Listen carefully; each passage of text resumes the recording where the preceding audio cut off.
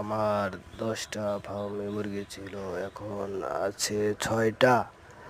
তো আর 4টার ভিতর 3টা গুটি হয়ে অসুস্থ হয়ে পড়ছিল, জব করে রেখে ফেলাই দিছি।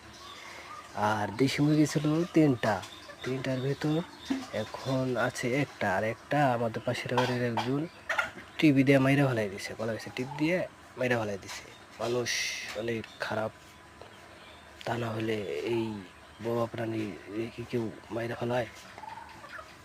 আর সাথে থাকুন, মুরগির নতুন ঘর হইতেছে, নতুন ঘরে নতুন